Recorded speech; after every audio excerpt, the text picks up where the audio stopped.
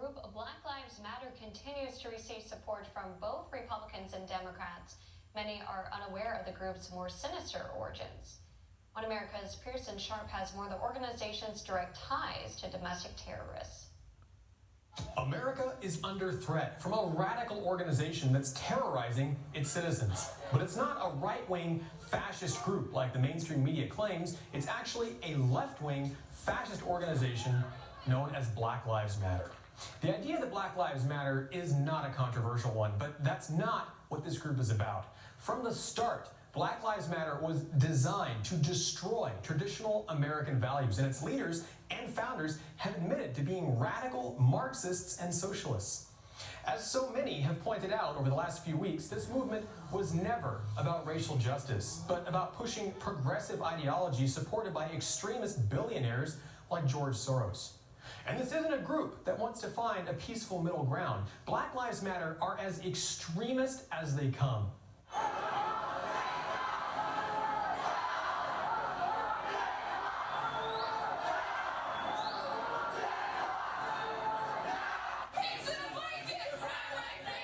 But that kind of hate and violence makes sense because the people funding and promoting Black Lives Matter are some of the most radical extremists alive today.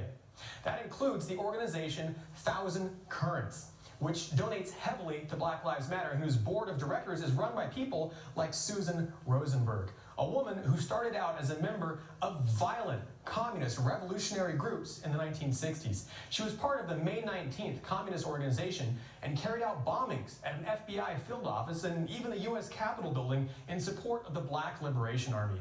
Susan also tried to disrupt President Reagan's re-election campaign by organizing a violent uprising to end racial oppression in America. Sound familiar? Susan lived as a fugitive for 2 years and was finally arrested in 1984 when police found her unloading 740 pounds of dynamite from her car in New Jersey. During her arrest, she said her only regret was not shooting the police, and she called on supporters to continue her war on the United States. And now this woman, who was literally convicted of domestic terrorism, is running an organization that pumps tons of money and resources into Black Lives Matter. That kind of radical communist ideology has spread to the group's current organizers, who have even admitted to being trained Marxists. Myself and Alicia in particular are trained organizers.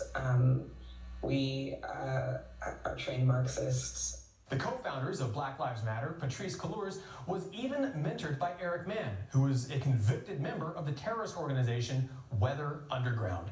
Back in 2015, even the Democratic Party itself wanted nothing to do with Black Lives Matter, and a secret memo warned Democrats not to embrace BLM because it was a radical movement. Digging deeper, it's clear groups like Antifa and Black Lives Matter are extremely well funded from organizations all over America, including the Freedom Road Socialist Organization, a Marxist group that aims to overthrow capitalism.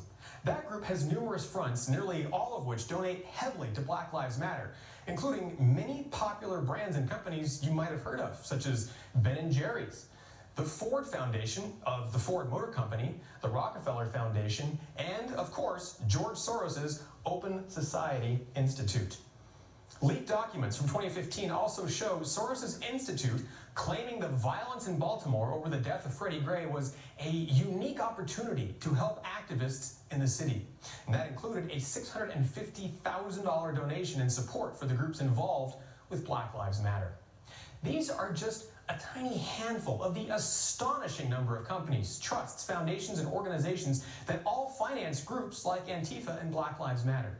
It's confusing, and it's designed to be confusing, so that all these little groups can help mask the true sinister objective of their organizers. If this country doesn't give us what we want, then we will burn down this system and replace it. All right? If groups like Black Lives Matter and Antifa have actual convicted terrorists managing them and they promote terrorist activities and terrorist ideologies, then it's clear companies and organizations supporting them are literally funding domestic terrorism. The only way to stop these militant activists is for the government to get involved. BLM and Antifa are violating our civil rights, and our lawmakers have to put a stop to it. And unless more people, citizens and politicians, are willing to stand up to their violent radicalism, it seems likely these Marxist militants will succeed in changing America forever.